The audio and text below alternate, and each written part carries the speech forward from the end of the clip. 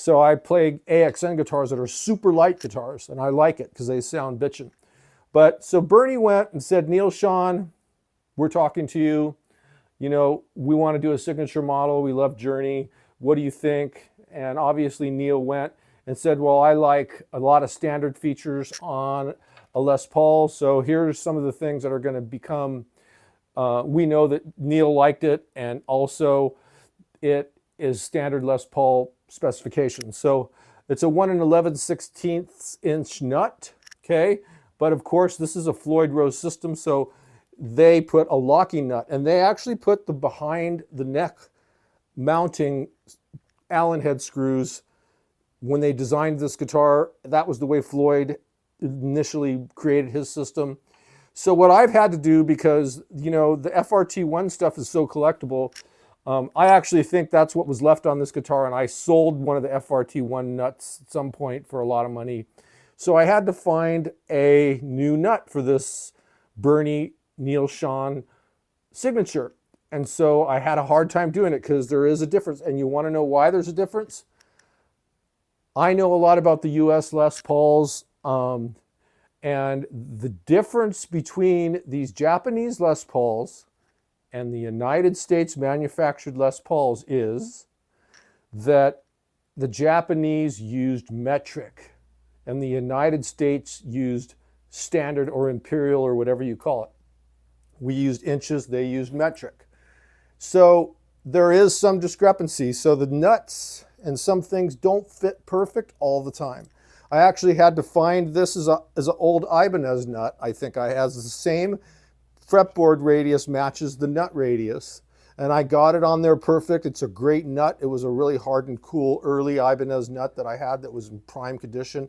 And I got it mounted on there. And it's a rear mount too, so it actually went. But remember, this is metric.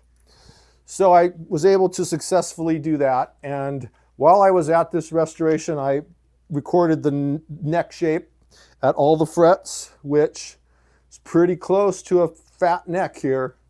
I mean, this is pretty close to the big stuff, so it's cool. Rosewood fretboard, super jumbo frets, 12-inch radius, just like a regular Les Paul has. That's what you guys like about your Les Pauls, is the 12-inch radius. So we got a chunky neck, big frets, nice rosewood, comfy fretboard, neck edge binding, the good stuff, the good Burny neck edge binding. Okay, we got the exact Les Paul feel on the heel back here, which is good. Okay, everything is Les Paul, but this had to have been the first. This had to have been the first Floyd Rose system in any Les Paul. It had to be 1980. Could it? I mean, we know that this is a production guitar, so it isn't a custom. So they made it that way. So I've taken it apart, trying to do this video really quick and cover everything. And what we've got is I think we've got a 3/4 of an inch maple top on top of a 2-piece mahogany back. I'm pretty sure I can see a seam here.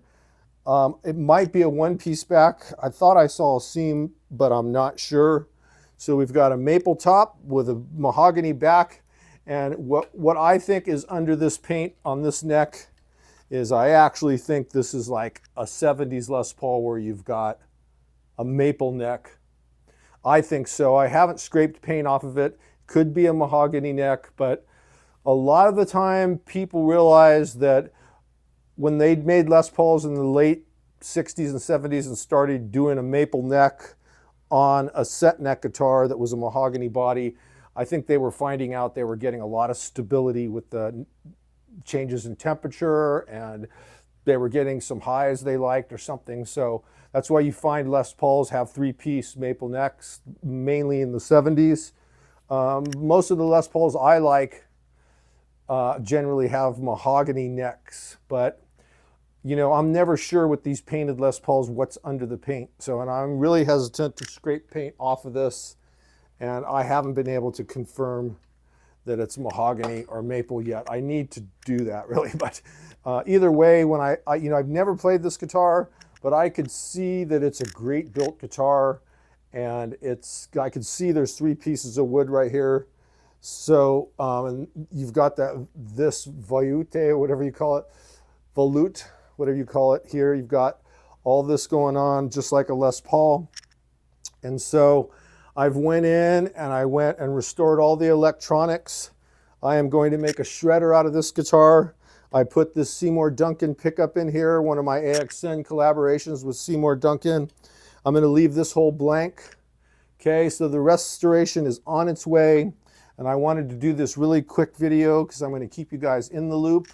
And thanks for watching the videos from AXN Boutique, and this is Johnny AXN.